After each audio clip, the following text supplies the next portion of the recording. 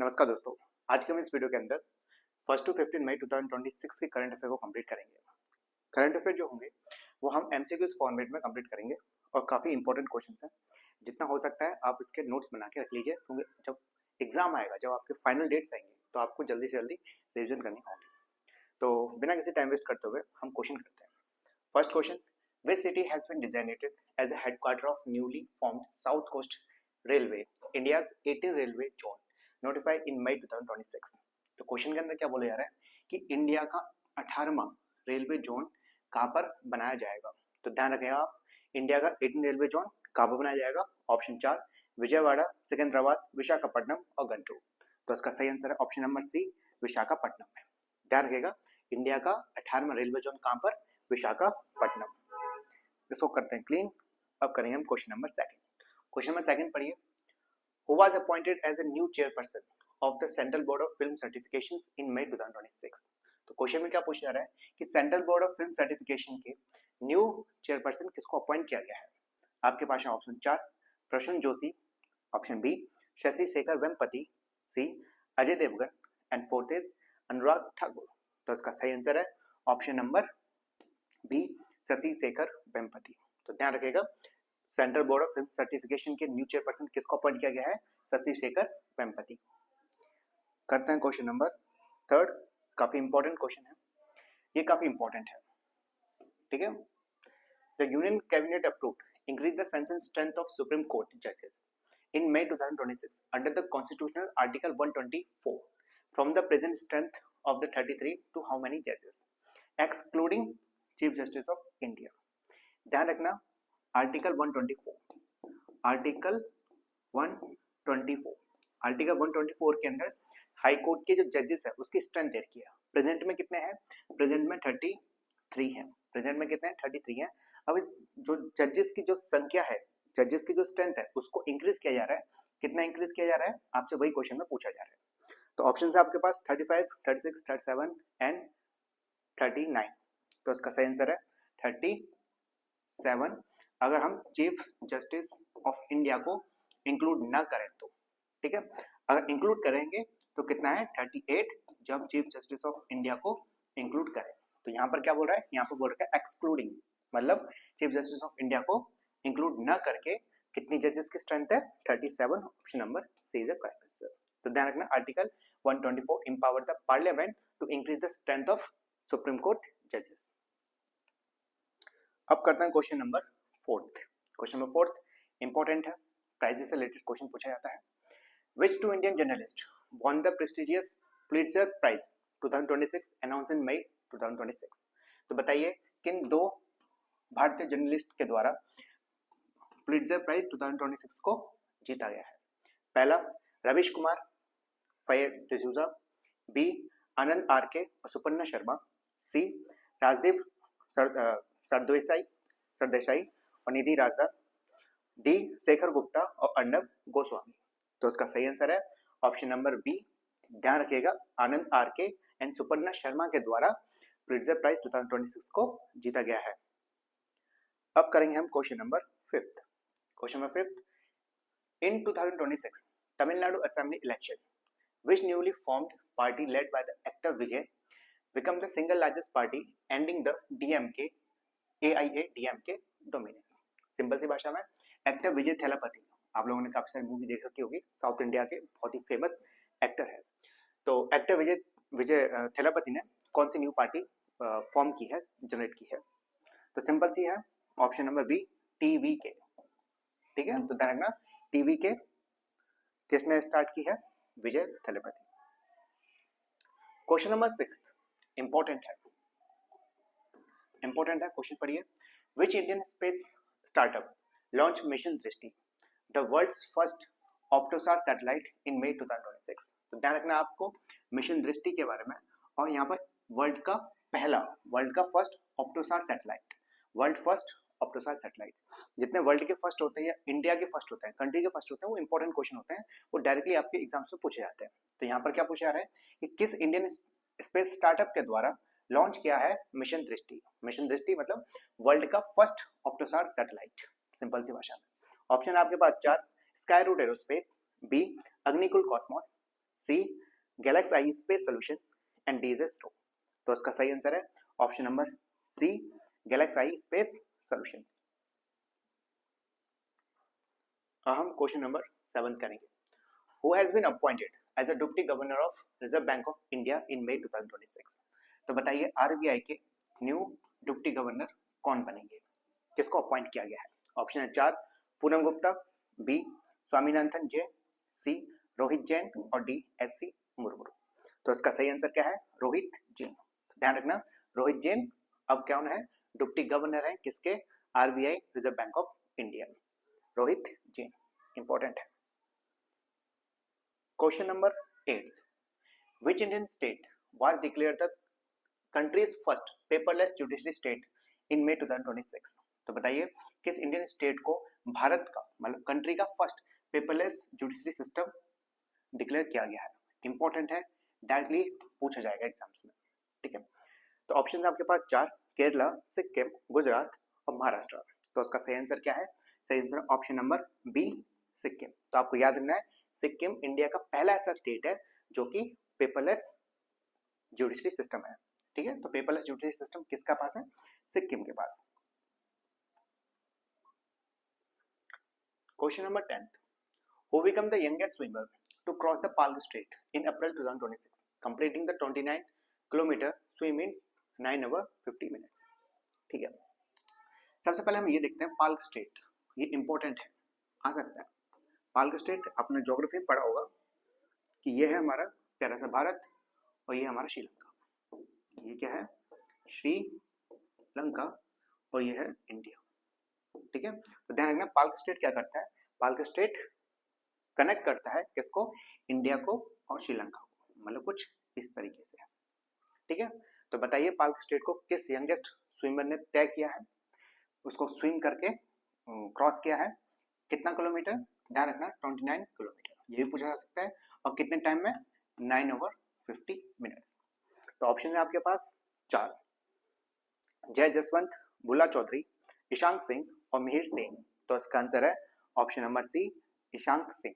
तो ध्यान रखिएगा ईशांक सिंह ने स्विम किया है पाल्ग स्ट्रेट को, जो कि 29 किलोमीटर है और 9 घंटे 50 मिनट के अंदर। अब करेंगे हम क्वेश्चन नंबर 11। क्वेश्चन नंबर 11 अच्छा क्वेश्चन है, which Indian space tech startup become the country's first unicorn in May 2026। मैंने आपको पहले बताया कि जो कंट्रीज फर्स्ट होते हैं वो इंपॉर्टेंट है। तो क्वेश्चन में क्या पूछा रहा है कि कौन सा इंडिया स्पेस टेक स्टार्टअप है जो इंडिया का पहला यूनिकॉर्न बन चुका है। ऑप्शन आपके पास 4, अग्निकुल कॉस्मोस, दूसरा है Bellatrix Aerospace, C Skyroot Aerospace and D GalaxEye space solution. तो इसका सही आंसर है स्काईरूट एरोस्पेस। तो ध्यान रखना कंट्रीज का फर्स्ट यूनिकॉर्न कौन सा स्पेस टेक स्टार्टअप है, स्काईरूट एरोस्पेस।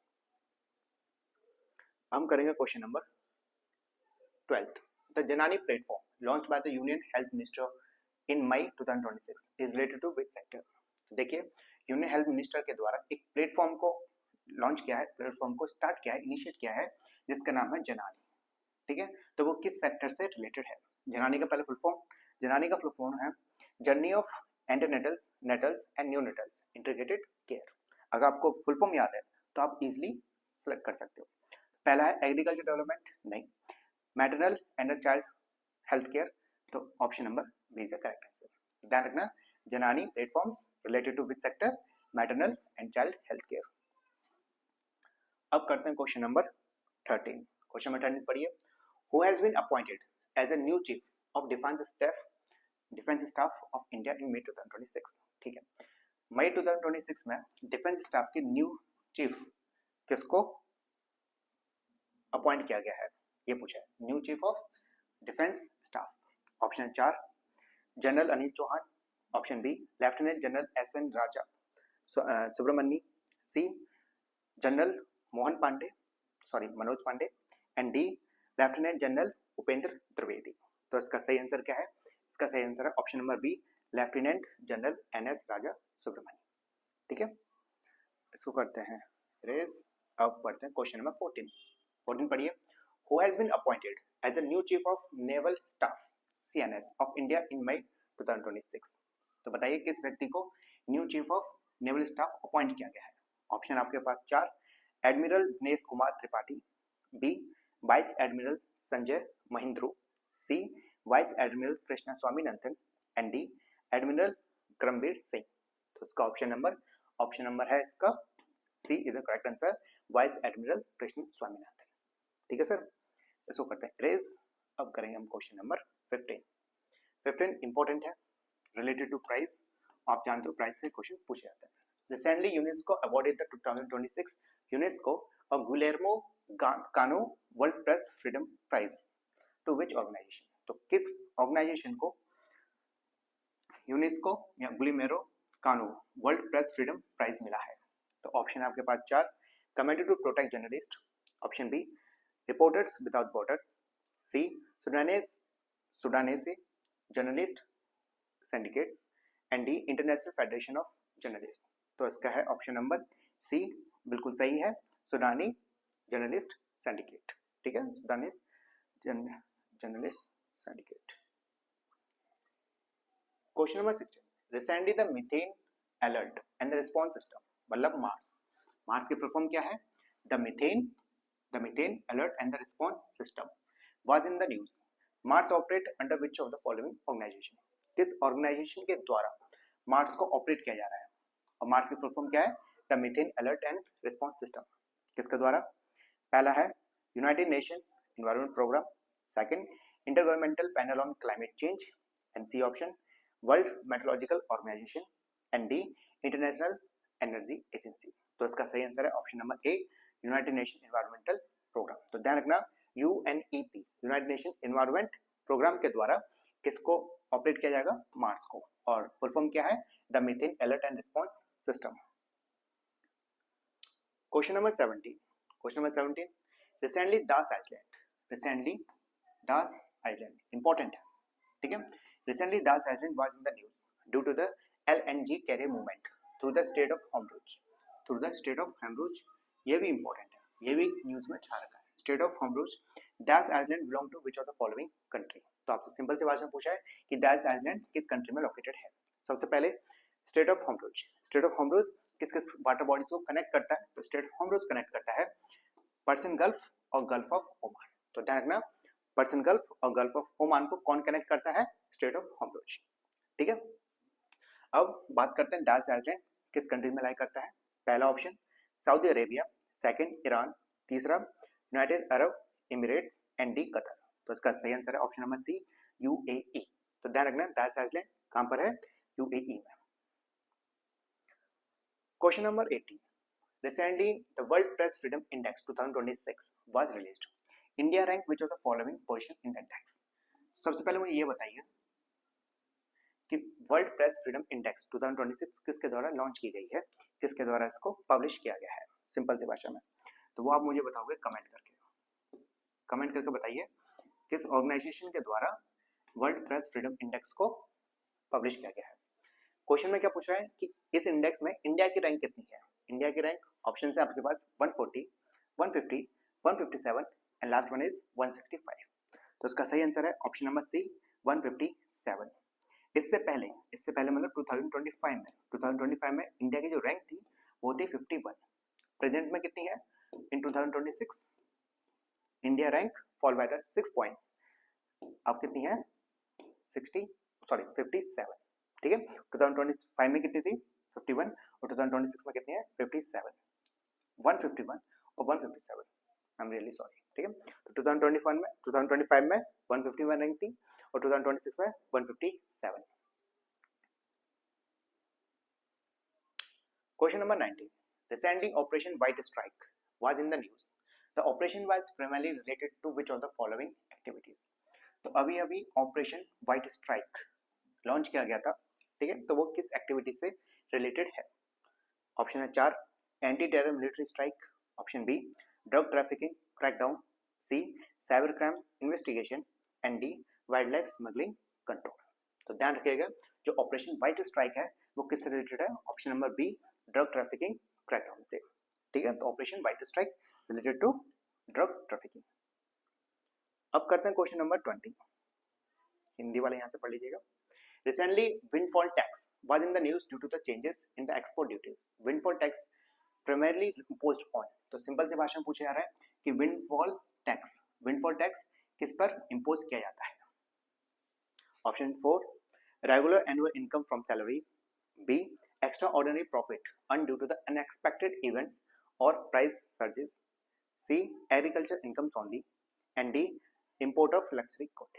तो ध्यान रखना जो विंडफॉल टैक्सेस है वो किसके ऊपर इम्पोज किया जाता है, वो किया जाता है extraordinary profits earn due to the unexpected events और प्राइस सर्जेस। ठीक है,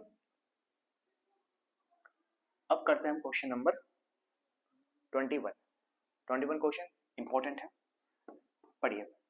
मायोन वेलकोनो that was recently seen in news is located in which country। तो मायोन वेलकोनो आप लोग जानते हो रिसेंटली इरप्ट हुआ है, तो वो किस कंट्री में लाई करता है, किस कंट्री के अंदर लोकेटेड है। तो ऑप्शन आपके पास 4, इंडोनेशिया, जापान, चाइना और फिलीपींस। तो उसका सही आंसर क्या है, फिलीपींस। तो ध्यान रखना मायोन वेलकोनो कहां पर है, फिलीपींस में। क्वेश्चन नंबर 22, ये भी अच्छा क्वेश्चन है, आ सकता है, पढ़िए। Hanta virus that was recently seen in news is mainly transmitted by which species। तो हंटा वायरस किसके द्वारा ट्रांसमिट किया जाता है, कौन सी स्पीसीज के द्वारा ट्रांसमिट किया जाता है, मॉस्किटो, रोडेंट, हाउस फ्लाई और फ्रूट बैट। तो हंटा वायरस ध्यान रखना ऑप्शन नंबर बी। तो किसके द्वारा ट्रांसमिटेड किया जाता है हंटा वायरस को, रोडेंट के द्वारा, मतलब चूहों के द्वारा। ठीक है, तो हंटा वायरस रोडेंट्स। अब करते हैं क्वेश्चन नंबर 23, अच्छा क्वेश्चन है, इंपॉर्टेंट है, पढ़िए। रिसेंटली घड़ियाल was spotted in Assam's Kaziranga national park after a long gap, confirming its presence in the Brahmaputra river system. In this context consider the following statement. ठीक है, अभी हमने घड़ियाल को आसाम के काजीरंगा नेशनल पार्क में, काजीरंगा नेशनल पार्क से बहती हुई एक नदी है जिसका नाम है ब्रह्मपुत्र। ठीक है, तो एक अच्छा क्वेश्चन है, ज्योग्राफी के अंदर काफी बार क्वेश्चन रिपीट होता है, कौन सा, कि काजीरंगा नेशनल पार्क किस स्टेट में लाई करता है। तो ध्यान रखना किस पे, आसाम में, आसाम में लोकेटेड है कौन सा पार्क, काजीरंगा नेशनल पार्क। ठीक है, अब बात करते हैं हम घड़ियाल से। तो तीन स्टेटमेंट दे रखे हैं, तो आपको बताना कौन से स्टेटमेंट सही है, आपको बताना कौन से स्टेटमेंट सही है रिलेटेड टू घड़ियाल। पहला, gharials are currently found only in India and Nepal. Second statement, the species is classified as a critical endangered under the IUCN Red List। Statement third, घड़ियाल are protected under the Schedule 2 of the Wildlife Act 1972। तो बताइए कौन से statement are correct related to gharials. तो पहला, start करते हैं, क्या ये स्टेटमेंट सही है, ये स्टेटमेंट सही है। तो ध्यान रखना घड़ियाल्स करंटली कहाँ मिले हैं, वो मिलते हैं इंडिया और नेपाल में। ठीक है, सेकंड स्टेटमेंट भी सही है एकदम, क्योंकि आईयूसीएन की रेड लिस्ट में घड़ियाल से वो क्रिटिकल इंडेंजर्ड की कैटेगरी में रखा गया है, ये भी स्टेटमेंट सही है। स्टेटमेंट थर्ड पढ़ो, gharials are protected under the schedule 2 of the wild life protection act 1972। ये स्टेटमेंट गलत है, क्योंकि शेड्यूल 2 में नहीं बल्कि ये शेड्यूल 1 में है। किस में है, शेड्यूल 1 में। ठीक है, तो मतलब ऑप्शन 1 एंड 2, मतलब option A 1 and 2 are correct. तो ध्यान रखना वाइल्ड लाइफ प्रोटेक्शन एक्ट 1972 में घड़ियाल किस में लाए हैं, किस में लाई करते हैं, शेड्यूल 1 लिस्ट में। ठीक है, शेड्यूल 1 में है। अब करते हैं question number 24। Recently D Ering memorial wild life sanctuary was in news after a tiger sighting. The agriculture is located in which of the following states. तो सिंपल सी भाषा में ये बोला जा रहा है कि D Ering memorial wild life sanctuary किस स्टेट में है। ठीक है, D Ering memorial wild life sanctuary. तो ऑप्शन है आपके पास 4, आसाम, अरुणाचल प्रदेश, नागालैंड और मेघालय। तो इसका सही आंसर क्या है, अरुणाचल प्रदेश। तो ध्यान रखना अरुणाचल प्रदेश में कौन सा वाइल्ड लाइफ सेंचुरी है, D Ering memorial wild life sanctuary. ठीक है, अब करते हैं question number 25। Recently the international organization of standardization मतलब ISO was in the news. ISO is headquartered in which of the following cities. Simple सी भाषा में बोला जाता है कि ISO का हेडक्वार्टर कहां पर लोकेटेड है। ऑप्शन आपके पास 4, पेरिस, वियना, जेनेवा और ब्रुसेल्स। तो इसका सही आंसर क्या है? इसका सही आंसर है वियना में। ठीक है, सॉरी वियना में नहीं है, जेनेवा में। कहाँ पर है? जेनेवा में। तो आईएसओ का हेडक्वार्टर कहाँ पर है? जेनेवा में, माफ कीजिएगा। तो आईएसओ का हेडक्वार्टर जेनेवा। अब करते हैं लास्ट क्वेश्चन 26, जो ठीक कोई बात नहीं। Which country is chairing BRICS in 2026? ठीक है, तो ब्रिक्स की चेयरिंग कौन कर रहा है 2026 में? ऑप्शन है आपके पास 4, ब्राजील, रशिया, इंडिया और चाइना। इंपॉर्टेंट क्वेश्चन है, आ सकता है, ध्यान रखना। इस बार 2026 में ब्रिक्स की चेयरिंग कहाँ पर हो रही है? इंडिया के अंदर। ठीक है, तो बस टोटल क्वेश्चन हमने कर लिया, 20 क्वेश्चन हमने किए हैं और आशा करता हूँ कि आप लोगों को मजा आया होगा, एंजॉय किया होगा। चलते हैं, आज का सफर बस इतना ही। नमस्कार।